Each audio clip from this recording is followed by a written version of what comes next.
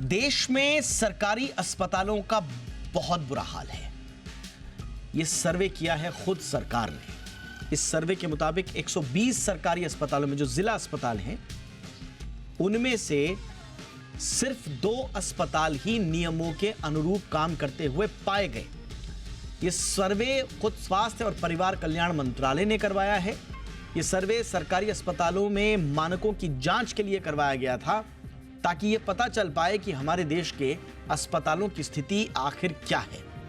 आज हम इसी सर्वे का विश्लेषण करेंगे और जानेंगे कब और कैसे सुधरेंगे हमारे सरकारी अस्पताल। क्या वाकई में सरकारी अस्पताल वेंटिलेटर पर हैं? यही आज का मुद्दा। पहले रिपोर्ट देखिए, मैं लौट रहा हूं खास मेहमानों के साथ। देश में स्वास्थ्य सेवाओं पर करोड़ों रुपए खर्च करने के बावजूद सरकारी अस्पतालों के हालात बदलते नहीं दिख रहे हैं। कभी दवाइयों की कमी तो कभी सुविधाओं का रोना। यह आम बात है। बेड से लेकर वेंटिलेटर तक यही कहानी है। सरकारी अस्पतालों के हालात को लेकर हाल ही में एक सर्वे किया गया। इस सर्वे में 120 जिला अस्पतालों में सिर्फ 2 सरकारी अस्पताल ही IPHS यानी भारतीय सार्वजनिक स्वास्थ्य मानकों पर खरे मिले। ये सर्वे खुद स्वास्थ्य और परिवार कल्याण मंत्रालय ने कराया है। दरअसल डिजिटल टूल किट ODK के जरिए 10 जून तक देश भर के 864 जिला अस्पतालों में से 120 का मूल्यांकन किया गया। उनमें से तेलंगाना के करीमनगर और पेड्डापल्ली अस्पताल ही IPHS मानकों के तहत काम करते दिखे। इसी तरह 1524 उप जिला अस्पतालों में से 150 का मूल्यांकन किया गया। उनमें से सिर्फ 5 ही IPHS मानकों को पूरा कर रहे हैं। वहीं 6624 सामुदायिक स्वास्थ्य केंद्रों में से 711 का मूल्यांकन किया गया और उनमें से केवल 10 ही मानकों को पूरा कर रहे हैं। कुल मिलाकर ग्रामीण और शहरी क्षेत्रों में 2,16,000 स्वास्थ्य सुविधाओं में से 28,096 का मूल्यांकन किया गया और उनमें से सिर्फ 7,961 यानी 28% ही IPHS मानकों को पूरा कर रहे हैं। बता दें कि IPHS के 10 मापदंड हैं, जिसमें service provision, infrastructure, human resource, drug, diagnostics, equipments, accountability और ऑपरेशनलाइजिंग, क्वालिटी मॉनिटरिंग, सर्टिफिकेशन और क्लिनिकल गवर्नेंस आते हैं।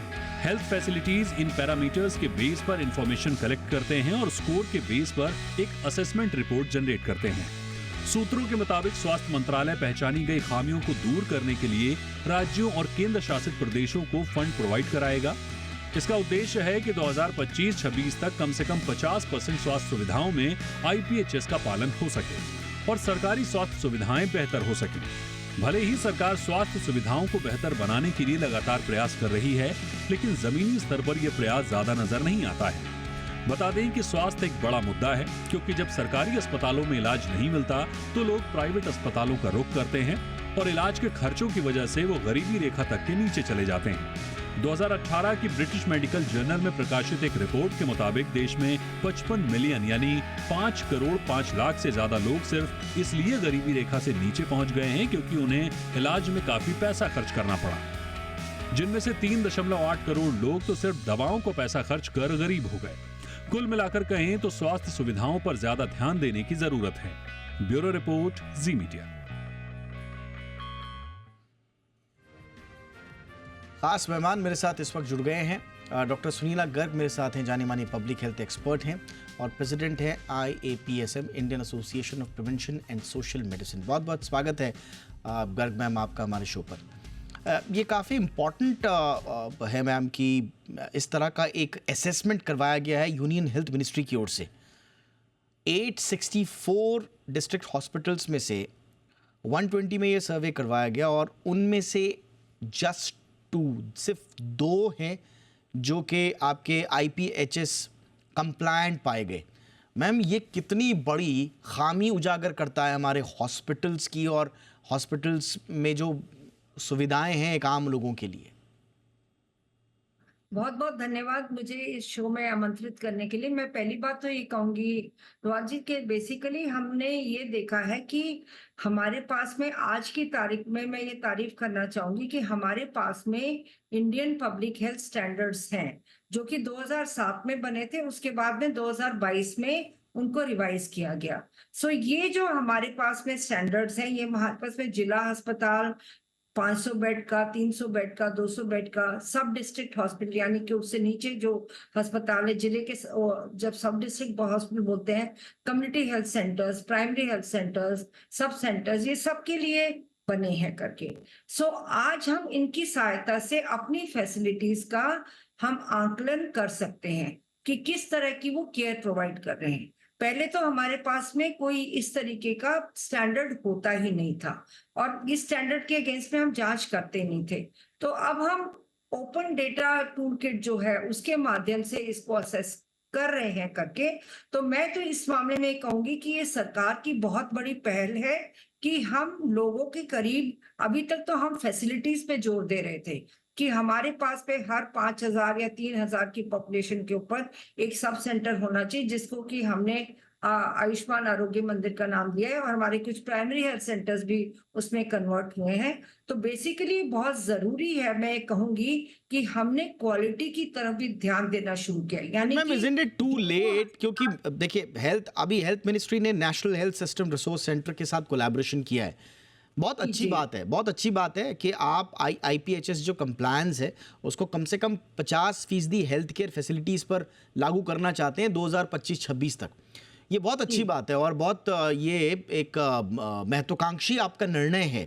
लेकिन अब तक ये सवाल क्यों अछूता रहा? अब तक अगर आप केंद्र सरकार के पास जाएं, उनको बोलेंगे भाई देश की स्वास्थ्य सिस्टम की स्थिति ऐसी क्यों है, तो केंद्र सरकार कहती थी साहब ये तो राज्यों का विषय है। राज्य कहते थे साहब हमारे पास पर्याप्त फंड नहीं है। तो ये ऐसा लगता था कि एक दूसरे के पाले में गेंद डाली जा रही है। ये अब तक इतना लंबे समय तक ये इग्नोरेंस क्यों रही मैम?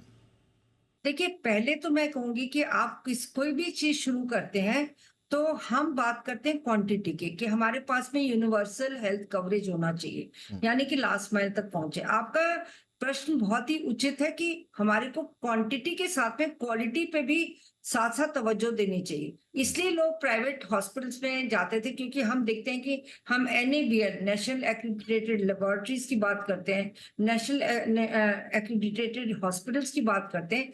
प्राइवेट सेक्टर में तो पहले ही था, परंतु अब गवर्नमेंट सेक्टर ने भी रियलाइज बहुत पहले करा था, परंतु इसका इम्प्लीमेंटेशन लेट हुआ।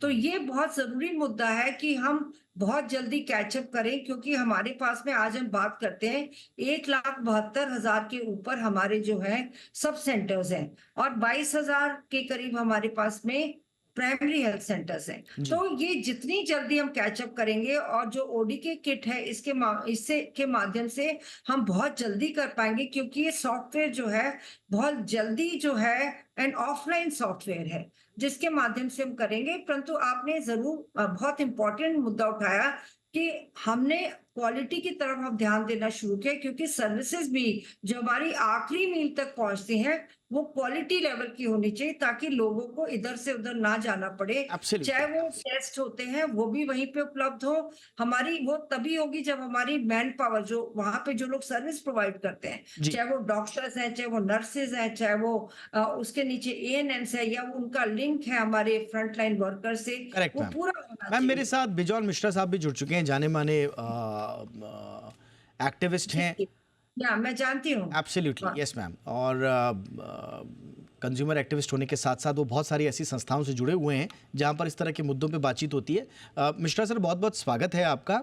आपके माध्यम से देखिए, पहले तो हमको तारीफ करनी होगी, तेलंगाना के ये 2 हॉस्पिटल्स हैं और हम खुलकर तारीफ करना चाहते हैं इन 2 हॉस्पिटल्स की। एक करीमनगर है जो डिस्ट्रिक्ट हॉस्पिटल है और एक पेद्दापल्ली डिस्ट्रिक्ट हॉस्पिटल है।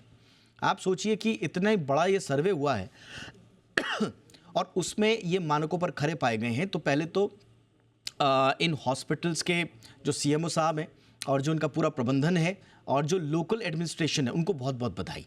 लेकिन बिजॉल मिश्रा साहब, हमारे पास ये सौभाग्य जो है वो पूरे हिंदुस्तान के इतने सारे डिस्ट्रिक्ट हॉस्पिटल्स हैं, हमें मात्र सौभाग्य मिल रहा है सिर्फ 2 अस्पतालों की तारीफ करने का। बाकी जगह स्थिति बहुत निराशाजनक है। इनफैक्ट ये तो डिस्ट्रिक्ट हॉस्पिटल्स हैं। अभी सब डिस्ट्रिक्ट हॉस्पिटल में आप चले जाएं, 1,524 का सर्वे हुआ, उसमें मात्र 5 में कंप्लायंट पाए गए, जो 5 है जो कंप्लायंट पाए गए। इसके अलावा जो कम्युनिटी हेल्थ सेंटर्स हैं हमारे, 6,624 का सर्वे हुआ, मात्र 10 में जो है स्टैंडर्ड सही पाए गए। तो कुल मिला के 2,16,000 हेल्थ फैसिलिटीज़ रूरल और अर्बन दोनों का किया गया, उसमें से मात्र कुछ ही स्टैंडर्ड के पाए गए हैं, इस स्थिति को आप कैसे एनालाइज करेंगे सर? तो हम तो ये कहेंगे एक अच्छा शुरुआत हुआ है। किसी आप जब तक अपना रिपोर्ट कार्ड नहीं बनाएंगे, आपको समझ में नहीं आएगा कि आप हैं कहाँ। और ये जो पारदर्शिता लाए हैं सरकार और हम लोग तक आपके थ्रू से पहुंचा रहे हैं, एक बहुत बड़ी कदम है। पहला काम बात तो ये हम कहना चाहेंगे। और आपने जो कहा, जो 2 डिस्ट्रिक्ट अव्वल निकले हैं, एकदम टॉप में आए हैं, उनको पुरस्कृत जरूर करना चाहिए, उनको रिकॉग्नाइज करना चाहिए, उनका चर्चा जरूर होनी चाहिए, ताकि उनके इर्द गिर्द में जहां नहीं है वो लोग भी डिमांड करने लगे कि हमारे पास क्यों नहीं है। ये कोई रॉकेट साइंस तो है नहीं। जब एक जगह पे हो पा रहा है तो सारा इंडिया में क्यों नहीं हो पा रहा, क्या कारण है? तो ये तो क्लियरली आनी चाहिए, नंबर 1। नंबर 2, इस ढंग के काम रेगुलर होना चाहिए, नी जर्क नहीं होना चाहिए कि जब मन किया किया, जब मन नहीं किया नहीं किया। और जो लोग नहीं कर रहे हैं उनका जो ग्रांट्स जाता है, उस ग्रांट को उस ढंग से मॉनिटर करें कि वो जब तक खरे नहीं निकलेंगे तब तक उनको उस ढंग के हम लोग मदद नहीं करेंगे, पब्लिक मनी को नष्ट करने नहीं देंगे। तो ये एक उत्तरदायिता, एक ट्रांसपेरेंसी, अकाउंटेबिलिटी लाना बहुत जरूरी है, क्योंकि हर एक नागरिक का ये हक है कि हमको क्वालिटी स्वास्थ्य सेवा मिले। और जब हम चाहें, जिस ढंग से चाहें, हम चाहें उस ढंग से हमको मिलना चाहिए। ये नहीं कि आप किस ढंग से देना चाहते हैं। और मेरा आखिरी ये मतलब टिप्पणी है कि ये चीज हम लोग कई सालों से सरकार को कहते रहे हैं कि आप अपने को जांच में डालिए, थर्ड पार्टी से सर्वे करवाइए और उस जांच का परिणाम क्या है पब्लिक कीजिए। और जो लोग अच्छा काम कर रहे हैं उनको पुरस्कृत कीजिए, और जो लोग अच्छा काम नहीं कर रहे हैं उनको दंडित कीजिए। एब्सोल्युटली स्वास्थ्य सर, बहुत ही इंपॉर्टेंट है हमारे देश में। बिल्कुल सर। और हम एक डेवलप्ड कंट्री बनने के लिए, 5 ट्रिलियन इकोनॉमी बनने के लिए, इंडिया में टॉप जाने के लिए हर एक स्टेट को इस ढंग से काम करना होगा कि वो अपने बिल्कुल को सर। और accountable इसमें करे। स्टेट वर्सेस सेंटर का ये जो पूरा अड़ंगा आ जाता है, हमारे फेडरल स्ट्रक्चर में, हमारा फेडरल सिस्टम बनाया ही इसलिए गया था कि दोनों स्टेट और सेंटर एक दूसरे के पूरक बने। लेकिन दिक्कत ये होती है कि जब बारी आती है एक आम कंज्यूमर के राइट्स की, तो फिर ये एक दूसरे को पंचिंग बैग बना देते हैं कि साहब इनकी गलती है, इनकी गलती है, हम तो अच्छा कर रहे हैं, हम अच्छा कर रहे हैं, पंचिंग बैग है। अब कम से कम एक समन्वय हो, और ये इसकी शुरुआत हुई है। लेकिन एक चीज़ है गर्ग मैम, वो ये है कि आपने 2025 तक आपने महत्वाकांक्षी आपने आईपीएच स्टैंडर्ड जो हैं वो कम से कम 50% हॉस्पिटल्स में कंप्लायंस करने का लक्ष्य रखा है। अभी हम देख रहे हैं डिस्ट्रिक्ट हॉस्पिटल्स में मात्र 1% 2% का ही हमको रिजल्ट मिल रहा है। और ये 2025 ज़्यादा दूर नहीं है। इनफैक्ट 2023 तक आपने 20% रखा था, फिर 2024 तक आप चाहते थे कि 40% में हो जाए, और 2025 तक आप चाह रहे हैं 50% में हो जाए। ये जर्नी बहुत लंबी है मैम, और ऐसा लगता है जो स्थिति उभर कर आ रही है ये बहुत अपहिल टास्क होने वाला है। तो हो पाएगा 25 तक 50% आईपीएच स्टैंडर्ड 50% हॉस्पिटल्स में? देखिए, बेसिकली हमको देखना है कि हमारे लो हैंगिंग फ्रूट्स कौन से हैं। अगर हम बात करते हैं ड्रग्स की, डायग्नोस्टिक्स की, या हम इक्विपमेंट की बात करते हैं, वो हमारा प्रोक्योरमेंट की गाइडलाइंस बनी हुई है, तो उसमें कोई बहुत मुश्किल बात नहीं है। हमारी जहाँ पे चैलेंज आता है कि ह्यूमन जो हम रिसोर्सेज रिक्रूट करते हैं उनकी अकाउंटेबिलिटी। सो जब ये सारी चीजें अपने आप प्लेस में आ जाएंगी तो अकाउंटेबिलिटी भी बढ़ जाएगी। और साथ ही साथ हम कहते हैं कि जब हमारे पास में मशीनें होंगी, हमारे पास में किट्स होंगे, हमारे पास में डायग्नोस्टिक्स होंगे, तो हमारे पास में बेसिकली टेस्ट जब होने लगेंगे तो ऑपरेशनलाइजेशन भी शुरू हो जाएगा। तो आपने जब बात करी 2 जिले के अस्पताल की, तो आप देखेंगे कि कई जिले, हर एक जिला अस्पताल एक नंबर की पॉपुलेशन को नहीं केटर करता। कई जगह जिले को की आबादी जो है वो 15 लाख की पॉपुलेशन को करता है। कई जगह वो, अगर दिल्ली के आप 11 डिस्ट्रिक्ट ले लें तो उसमें भी विभिन्न प्रकार के नंबर्स हैं। इन टर्म्स ऑफ नंबर्स, हम ये सारे हमारे 140 करोड़ में हमारे डिस्ट्रिक्ट हॉस्पिटल जो है वो बटे हुए हैं। तो मैं ये देखती हूँ कि अगर हमारी कमिटमेंट है और हमारे पास में जो मोबाइल टूल किट है जिसके माध्यम से हम मेजर कर रहे हैं, तो ये नहीं होगा कि एक ही साथ हम ये करेंगे। हम फेस मैनर में हम जो बोल रहे हैं कि साथ ही साथ जैसे एक जिले में एक जिला अस्पताल है, उप जिला अस्पताल है, प्रोक्योरमेंट ही साथ साथ हो सकती है। और आपने ये भी देखा होगा कि हमारे 30%, जिसकी कि मैं शुरू में बात कर रही थी, शुरू में हमारा जोर था आयुष्मान आरोग्य मंदिर पे, जो कि आज की तारीख में हमारे 1.5 लाख से ऊपर है, और जो कि हम ओवरऑल सब सेंटर्स का नंबर 1,70,000 है, जिसमें लगभग 1/3 हमारे जो है कि वो हमारे आईपीएचएस कंप्लायंट हैं। आप इसको भी देखिए, जो कि हमारे आखिरी मील पे सिचुएटेड है, जिसमें कम्युनिटी हेल्थ ऑफिसर है, जिसमें हमारी स्टाफ नर्स है, और जो कि आखिरी मील से जुड़े हुए हैं। तो बहुत जरूरी है कि जब हम आखिरी मील पे स्टैंडर्ड केयर 30% में प्रोवाइड कर रहे हैं, तो डेफिनेटली जब हम इस पे मेहनत करेंगे तो हम जल्दी से जल्दी इस पे पहुंच पाएंगे, क्योंकि जिला अस्पताल में अभी हमने मैन पावर की जो मेजर आती है, वहां पे हम चैलेंज देखते हैं कि रिक्रूटमेंट फास्टर होना चाहिए, और साथ ही साथ गुड गवर्नेंस, जिसके ऊपर की बहुत ज्यादा महत्व होना चाहिए। तो मैं एक बहुत ही पॉजिटिव नोट की एग्जैक्टली बात करती हूँ। तो अगर हमारे पास में स्टैंडर्ड है, हमारे पास में माइल है, तो हमें पहुंचने में कोई दिक्कत होनी नहीं चाहिए, क्योंकि सब ये ऑब्जेक्टिव इंपॉर्टेंट भी है कि हम अभी महत्वाकांक्षी लक्ष्य लेकर चल रहे हैं। मिश्रा साहब, फाइनल एक सजेशन, जो हमने रिपोर्ट में भी बताया कि करोड़ों लोग मात्र एक बीमारी के कारण अपनी पूरी कमाई तो गंवा देते हैं, बिलो पॉवर्टी लाइन भी चले जाते हैं। इतनी संवेदनशील पॉपुलेशन है सर हमारी। Overall health as a subject को डील करने के लिए गवर्नमेंट्स को करना क्या होगा? और अब नई सरकार की शुरुआत हो चुकी है कामकाज की, आपके सजेशंस? मेरा केवल एक ही सजेशन ऑलवेज रहा कि आप सिस्टम को पब्लिक स्पिरिटेड, पब्लिक एंगेजमेंट में लाइए। जिनके लिए आप काम कर रहे हो उनसे आप जांच करवाइए, उनसे आप सही फीडबैक दिलाइए, आप उनसे फ्रैंक ओपिनियन लीजिए कि उनको क्या ढंग का क्वालिटी मिल रहा है। हर चीज संभव है, और ये स्टेट सेंटर का सब्जेक्ट नहीं है। भले कॉन्स्टिट्यूशन कह रहा है कि ये स्टेट सब्जेक्ट है, बट कॉन्स्टिट्यूशन ये नहीं कह रहा है कि स्टेट को इस पे ध्यान नहीं देना चाहिए। स्टेट्स को बिल्कुल इन पे ध्यान देना चाहिए। और हम बार बार यही बोलते हैं, जब तक जिन लोगों को आप रिक्रूट किए हैं, जो वहां काम कर रहे हैं, उनको यदि आप सही ढंग से उनका कैपेसिटी नहीं यूटिलाइज करेंगे और अब नया नया मैन पावर मांगेंगे, उससे नहीं होगा। हम लोगों का जो इच्छा है, जो हमारा टारगेट है, वो नहीं फुलफिल होगा। हम बार बार ये कह रहे हैं, मेरा 40 साल का अनुभव है।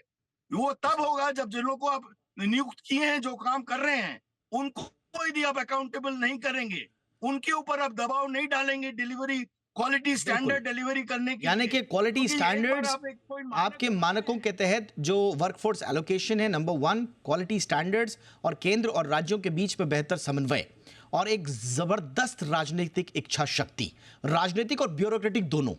ये जब तक हमारे देश में नहीं होंगे, तब तक अभी भी आज भी हम 1.5, 2, 2.5% तक पहुंच पाए हैं। मेरे पास वक्त की कमी है मैम। इस चर्चा को हम जारी ज़रूर रखेंगे आने वाले एपिसोड्स में। अभी हमारे पास बजट भी आ रहा है, हम सीरीज़ चलाएंगे, आप दोनों के इनसाइट्स हम उसमें भी लेंगे। फिलहाल मेरे पास वक्त इतना ही है। Thank you so much Bijol Mishra साहब वक्त के लिए, और doctor Sunila Garg, thank you so much ma'am आपका भी।